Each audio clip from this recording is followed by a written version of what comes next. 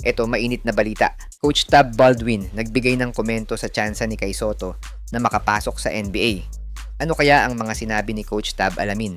Samantala, nagbigay din ng komento si Coach Tab sa mga nagiging problema ng Gilas sa pagbuo ng isang dedicated na national team sa bansa. Yan ang pag-uusapan natin ngayong araw. Hi guys! Kung naghahanap ka ng legit Gilas jerseys, marami tayong partner stores ang nagbebenta niyan. All you have to do is i-click lang yung link sa gilid ng mga video at magpa-pop na yung mga stores sa gilid. Get yours now guys at huwag kalimutan mag-subscribe kay Overdrive Highlights. Sa isang interview ni Sir Homer Sayson at sports vlogger na si Paucast Sports kay ex-Gilas head coach Tab Baldwin, inamin ni Coach Tab na malaki talaga ang problema ng Gilas kaya mabagal ang pag-excel nito sa Asian region. At sa mga issue na nakapalibot sa Gilas national team, may dalawang dahilang binanggit si Coach Tab na masasabi nating real talk sa ating national team. Unang binanggit ni Coach Tab ay ang tungkol sa panawagan ng ibang kritiko at fans na bumuo ng isang pool kung saan dedicated lang sila sa paglalaro sa international games. Pero ayon kay Coach Tab, magandang suggestion daw yan pero magastos. It would perform better internationally, but it's expensive.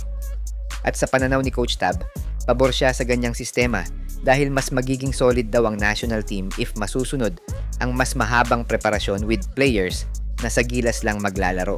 If I can still remember, may time dati na umabot ng 3 months ang preparation ng Gilas para lang sa FIBA. Yun ata yung laban nila sa Latvia sa Olympic qualifying and nagbunga nga yung matagal na practice nila that time dahil tinalo natin ang Latvia sa kanilang home court pa, which is nagiging tama yung pananaw ni Coach Tab sa pagkakaroon ng mas mahabang practice pero magastos. Ikalawang problema daw para kay Coach Tab ay ang mga top players sa Pilipinas na gustong makakuha ng mataas na sahod sa paglalaro sa national team. Yan nga daw ang nagiging dahilan kung bakit walang dedicated players ang bansa sa FIBA dahil sa tumataas na demand ng mga ito sa bayad o sahod pag maglalaro sa national team.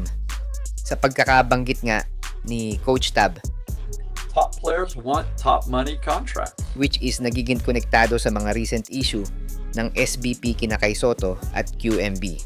Kaya naman para kay Coach Tab, kailangan ng matinding feasibility sa mga aksyon na gagawin ng SBP sa mga future na programa nito sa national team.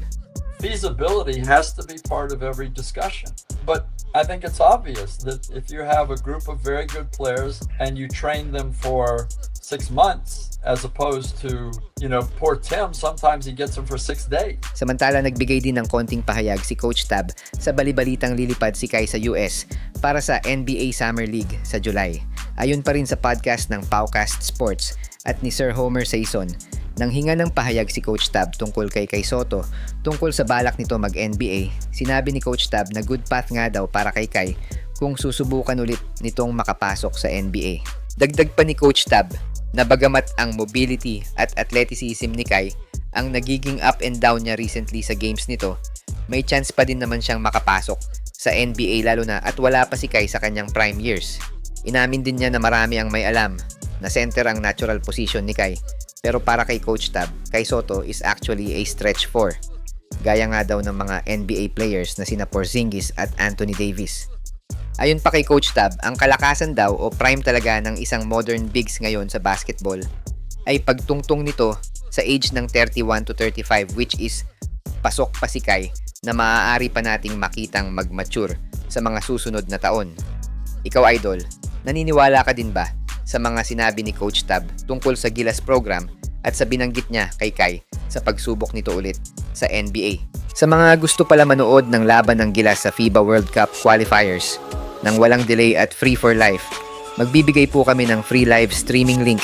All you have to do is i-like lang po ang aming Facebook at YouTube channel para mabigyan po kayo ng unlimited access sa mga sports games sa buong mundo.